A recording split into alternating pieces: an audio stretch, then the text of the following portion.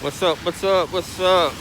All right, on my way back to the house. I have a quick story for you guys today. Not too bad. Not too bad. Trying to stay away from the negative stuff. It's all good. Had a good outing today. So they were closing the dollar store down by my house a few weeks ago.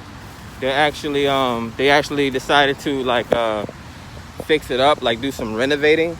So the place has been out of business and things like that. A lot of things been going on in the store. So I actually went there today. They was open for business, but less jobs and things like that in America. Not really a cashier there. You have to run throughout the store to try to find a store associate. Something that brought me more insight into the game is that most of these people that you see working these places, just like how jails outsource free labor to a lot of these city contracts. My mom used to work for a company called Regis that did nationwide. They counted up what do you call it? I'm having a complete brain fart right now. The number, the counts, they keep inventory and things like that, basically.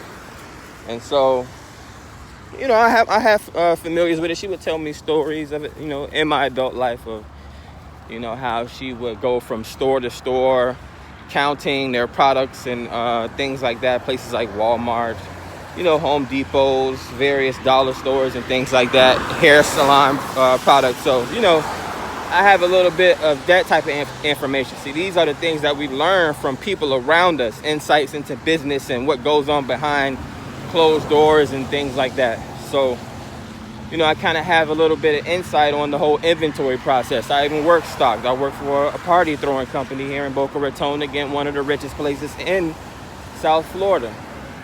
So, I kind of have my, I'm not just a couch potato or a desk geek or a science nerd or a white collar dude, a black man working in the white collar industry.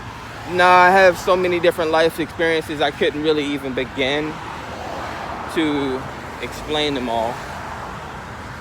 But this is just a bit of truth of some of the things that we have around us. We have people that we can draw knowledge and inspiration from to help us cast out these demons and do all types of exorcisms and things like that.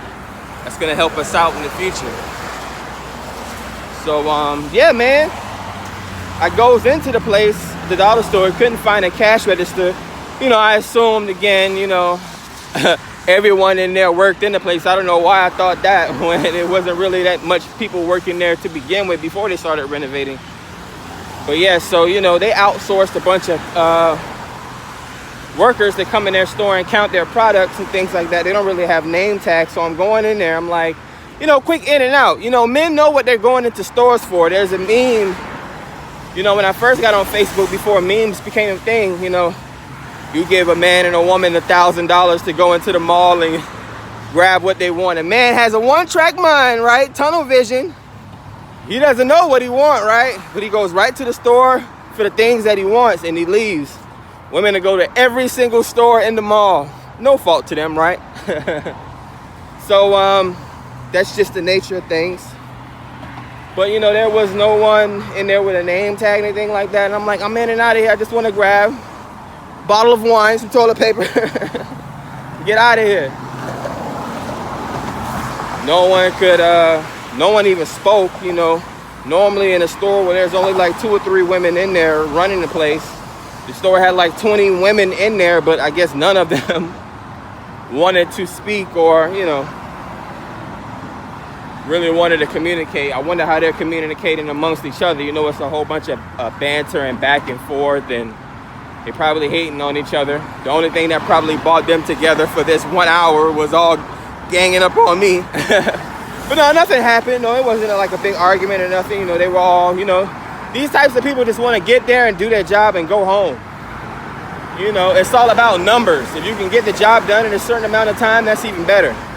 They're just counting basic products like lipstick and baby powder and, all these things that you find in these random convenience stores, All these rich people driving around in their cars, they don't know who's refilling their products and things like that. They don't really pay attention to things like that. So, you know, again, you're messing with the structure and the foundation of the culture. These people do not want to be at work because you're not paying them enough and you're not making the conditions comfortable enough. You're already making so much money. Shift the finances. You're out here selling 10-cent burgers to people, but you're charging them $7 and giving them plastic French fries on the side of it. Like, and you expect this to last? You expect to maintain this for another 50 to 100 years? How are you going to kill out your flock? That's dumb. That's dumb. But yeah, to finish off that story, you know, I'm sitting here asking them. Everyone had a slight attitude. I'm like, who works here? Like, a man has to come in and take control of the situation. And then the person that was actually in control was actually a nice person, the cute little butterball chocolate chick. I'm like, okay. She was all right. She was barely speaking. She yes sir and no sir me. Damn, do I look that old? But they was all, you know, finally it got some help. It's like, I'm like, I'm like, don't waste my time. If you don't want attitude, hurry up and get me out of your face. Like, and do it in a nice way. And that's one thing I learned in customer service. People call in with their issues. You have to be able to de-escalate as a customer service person, as a police officer, even in your everyday life. Just because someone smudged your Puma or accidentally bumped into you in public, you don't have to start a turf war. But everybody's so distracted, man. The program is so deep. There's so many layers on top of layers on top of layers across cultures, across you know, racism, across prejudices, across all that stuff. People think they have so much, so many differences. You have your identity. You have your family that had family dinner and fed you spaghetti every day, every night on Wednesday after Bible study. That's what you have. You don't have anything of significance if you're not a Rockefeller or a Rothschild or a Kennedy or any of these people. So stop acting like you own these blocks and these streets and these neighborhoods where you're not willing to get out and put museums, hospitals, and banks into your streets and neighborhoods. Y'all need to start supporting people that's actually doing important things.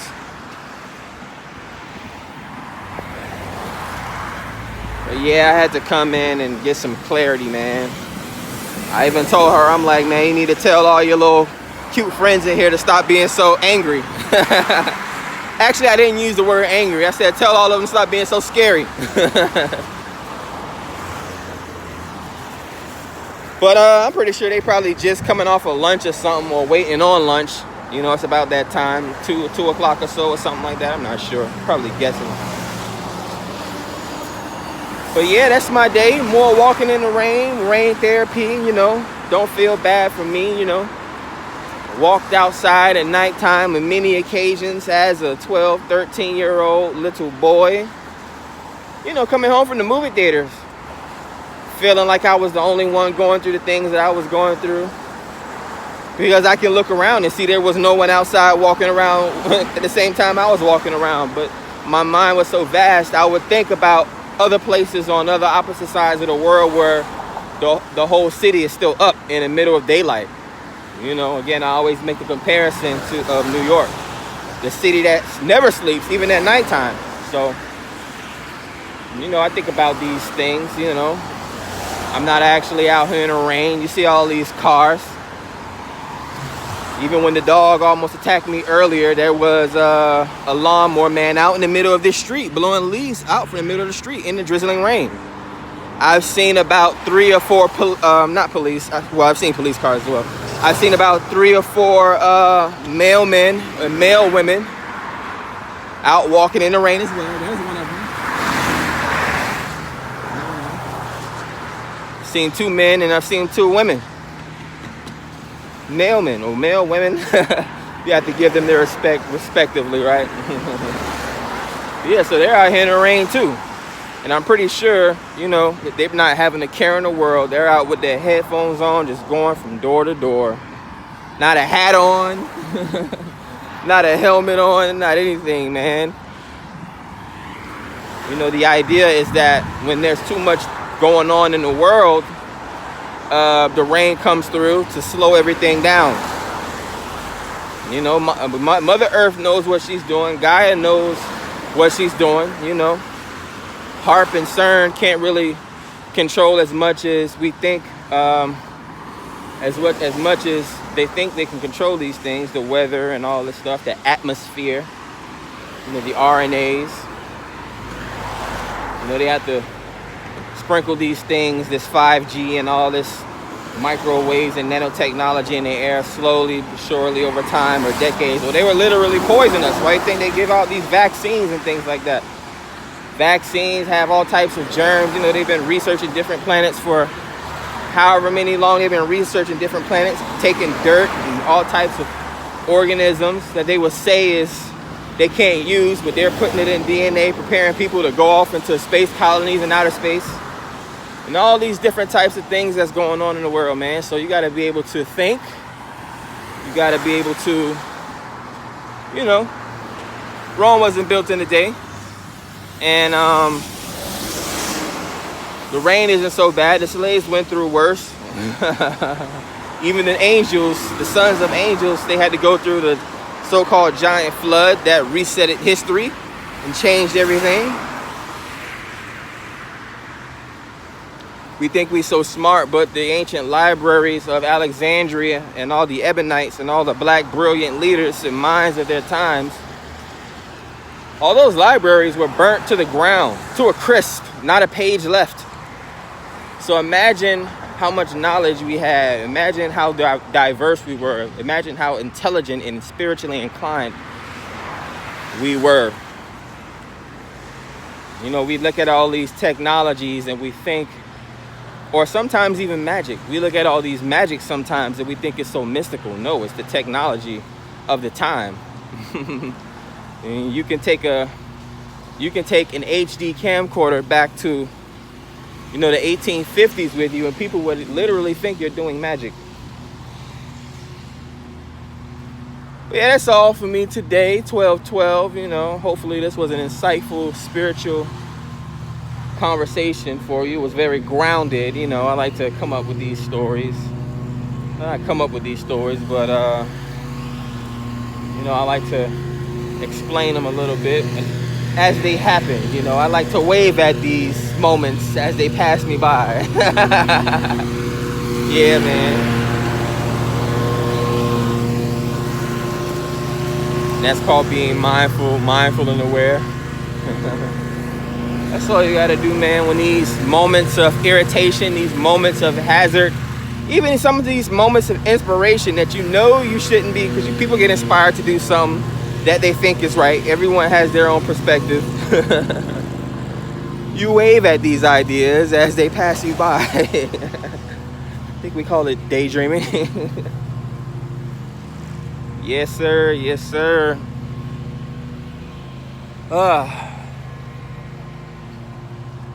Yeah, the weekend fast is over pretty much. It lasted an extra day longer than I wanted. Pretty much had seafood for 3 days straight. Yeah. So today, Tuesday, have work to do. Do some more writing and some more editing, man. I can't wait to get to use my new camera. So tempted to just go out and just start pre-recording stuff and just having stuff set aside. But I gotta find some new editing equipment for that camera. Yeah, what's up, Duck?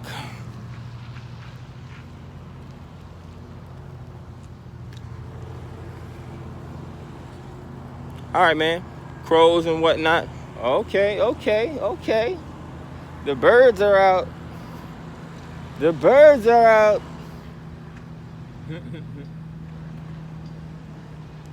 Okay. Deuces.